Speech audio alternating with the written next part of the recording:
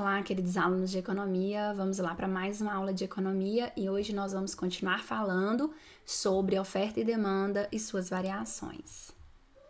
Bom, o mercado é onde compradores determinam a demanda, isto é, quanto será comprado, e vendedores determinam a oferta, isto é, quanto será vendido. Esse gráfico aqui nós já falamos em outros vídeos sobre, né? É o gráfico de demanda decrescente. Nesse gráfico, a partir de um aumento de preço, a quantidade demandada, ela cai, né? Quanto maior o preço, menor é a quantidade demandada. Mas hoje nós vamos falar sobre outro fator que faz essa quantidade demandada, ela diminuir ou aumentar. E aqui nós estamos falando sobre o deslocamento da curva de demanda. Além dos preços, outras coisas influenciam a curva da demanda, fazendo com que haja um deslocamento da curva, tanto para aumentar quanto para diminuir, né, a demanda. E que tipo de fatores que são esses? É o preço de outros bens, que não o bem que em questão, né? Então, seria o preço de outros bens. A renda. Então, eu coloquei aqui só para vocês entenderem. Por exemplo, um aumento na renda, ele pode aumentar ou diminuir a demanda por determinado bem, né? E o gosto ou preferência do consumidor. À medida que o consumidor ele vai tendo uma preferência por alguma coisa, a demanda pode aumentar ou diminuir. Então, aqui é para vocês entenderem o que é o deslocamento da curva. Aqui nós temos uma mudança ao longo da curva. Então, percebam que um aumento do preço diminui a quantidade demandada. Quando o preço cai, nós temos aqui um aumento na quantidade demandada. Então, a mudança aqui foi ao longo da curva. Do segundo modo, nós temos uma mudança, um deslocamento da curva de demanda. Então, aqueles fatores que eu falei anteriores, eles vão fazer com que essa curva se desloque tanto para direita quanto para esquerda, né? Então, nós vamos ter aqui um deslocamento na curva. Então, percebam que aqui o preço do bem em questão continuou o mesmo, mas o que aconteceu? A quantidade aumentou por algum motivo. Então, a função de demanda, ela pode ser definida da seguinte forma. Então, o que vai influenciar aqui essa função de demanda dx, né? Ela vai ser influenciada pelo preço do bem, que aqui é definido como Px, pelo preço de outros bens, que aqui é definido como P1 ou P2, né? Ou ATPN, né? N bens, como pela renda, então a renda também vai influenciar a demanda e pelo gosto ou preferência dos consumidores.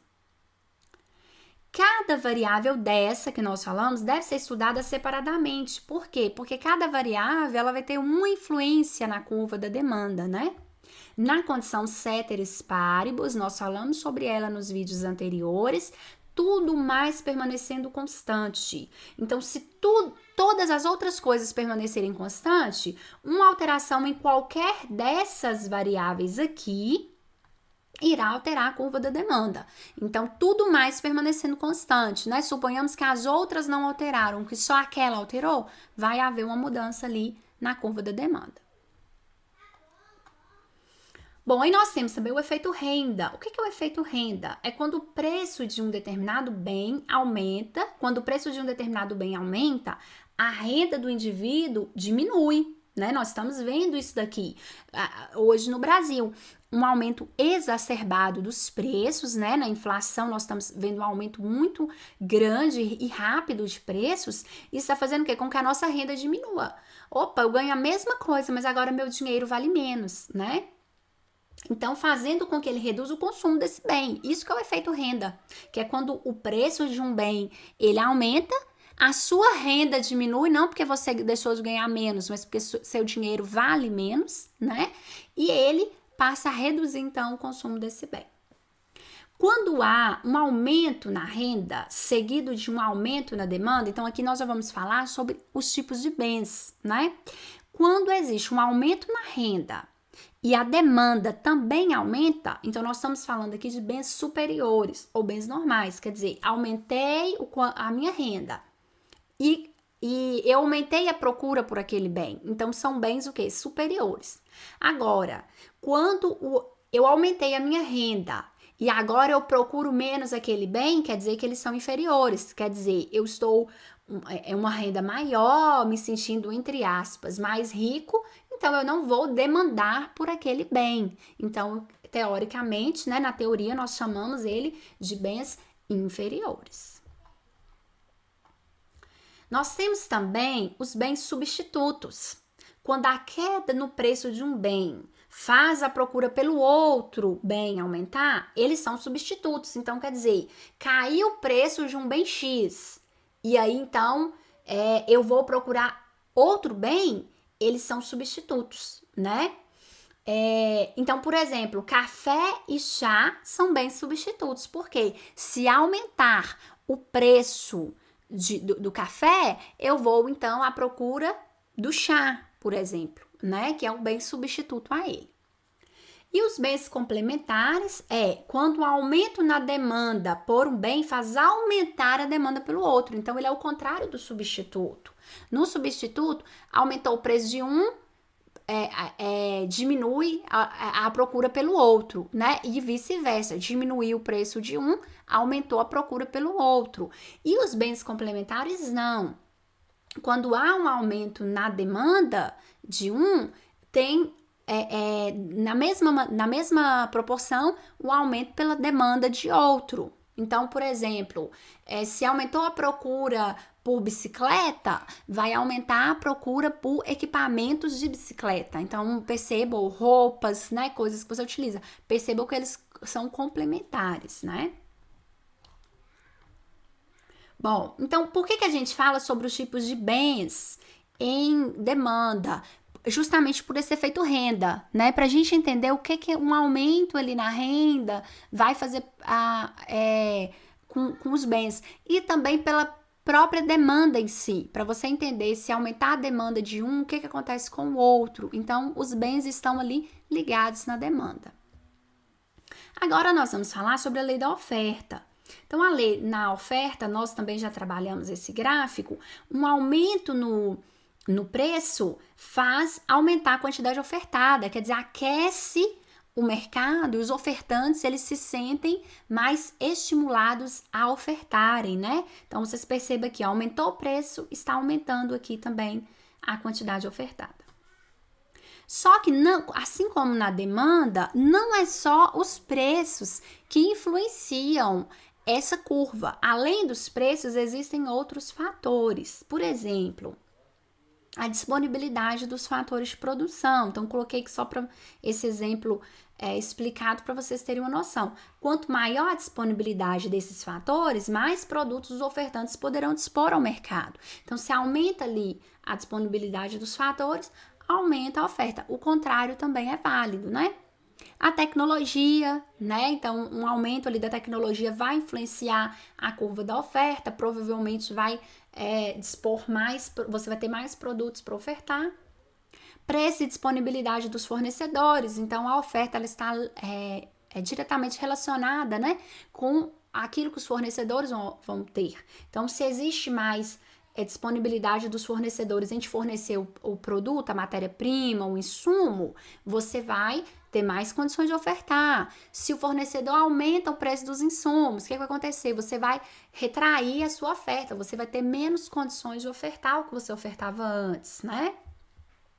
E o preço também dos insumos, né? Então, à medida que o preço dos insumos sobe, você tem o quê? Uma oferta menor ali, né? Uma capacidade de ofertar menor. À medida que o preço dos insumos cai, os ofertantes são estimulados a aumentarem a quantidade ofertada. Então, a função da oferta, ela é definida por esses fatores, né? Pelo preço do bem, então, que é aquele que nós falamos o inicial, né? Nesse caso aqui é o preço, mas também pelo PI, preço dos insumos, pelo T, tecnologia, pelo PF, preço dos fornecedores. Então, existem outros fatores que influenciam a oferta.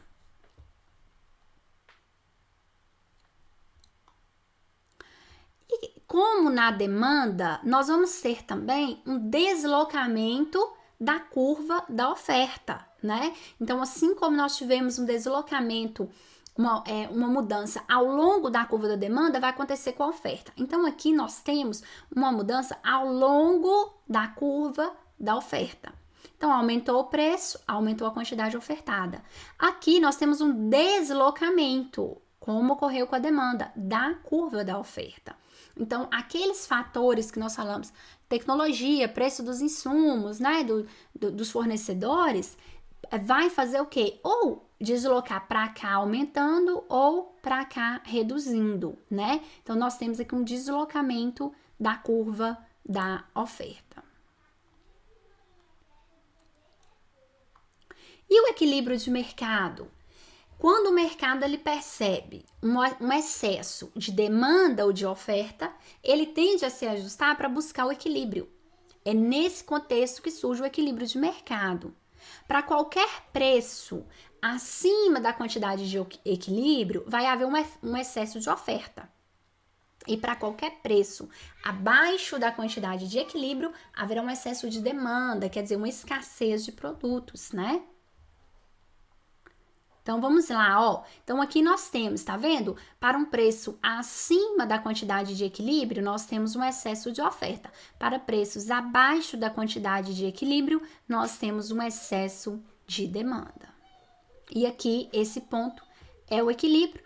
Esse S é a curva da oferta e esse D é a curva da demanda. Quando ocorre um excesso de oferta, os ofertantes tendem a reduzir o preço, fazendo então a demanda aumentar e a oferta diminuir. Quando ocorre um excesso de demanda, quer dizer, uma escassez no mercado, são muitos compradores e poucos produtos. Sendo assim, os ofertantes aumentam os preços, fazendo a demanda diminuir e aumentar a oferta. Então, esses movimentos, eles vão ocorrendo até que o mercado entre em equilíbrio, né? Então, quando há o excesso de uma coisa, aí eles vão fazer uma coisa para aquilo voltar para o equilíbrio. Então, cada um tem o seu papel ali até que se encontre o equilíbrio. Por fim, nós temos o conceito de elasticidade. O que é a elasticidade? É o nível de interesse por parte dos consumidores em aceitar ou não a variação dos preços. Nós sabemos que os ofertantes, que o mercado, ele dá um preço, mas depende do consumidor aceitar ou não. Então, se ele vai aceitar ou não, a elasticidade vai se comportar, as curvas, né, tanto de demanda quanto de oferta, elas vão ter um comportamento. A elasticidade, ela mostra os efeitos que uma variação nos preços terá sobre a oferta ou a procura. Então, é o que eu falei, né? O que essa variação nos preços vai atingir a oferta ou a procura? Elasticidade da demanda ou da oferta é a sensibilidade que a variação nos preços pode ocasionar. Então, esses três aqui é para explicar o que é a elasticidade, cada um de uma maneira. Então, qual que é a fórmula da elasticidade?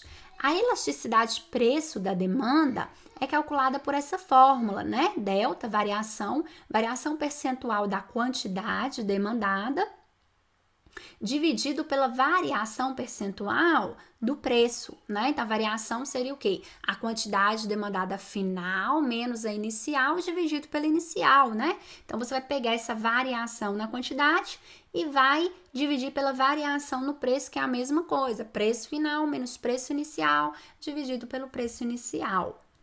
E a elasticidade preço da oferta? Variação percentual na quantidade ofertada dividido pela variação percentual no preço. Quais são os tipos de elasticidade, tanto para demanda quanto para oferta? Então, entendendo que a elasticidade é essa variação, né? A demanda e a oferta, elas podem ser inelásticas, ocorre quando a quantidade demandada e ofertada variam em proporção menor do que o preço. Então, quando a quantidade varia menos que o preço, nós temos uma demanda inelástica.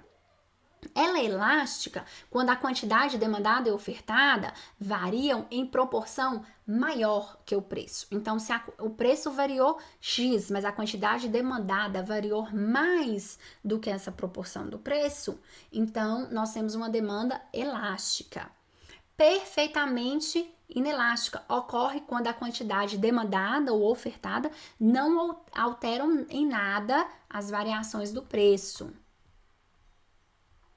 Perfeitamente elástica. Ocorre quando a quantidade demandada ou ofertada, né? Faltou isso aqui, varia muito com uma variação de preço. Então, quando varia muito, ela é perfeitamente elástica.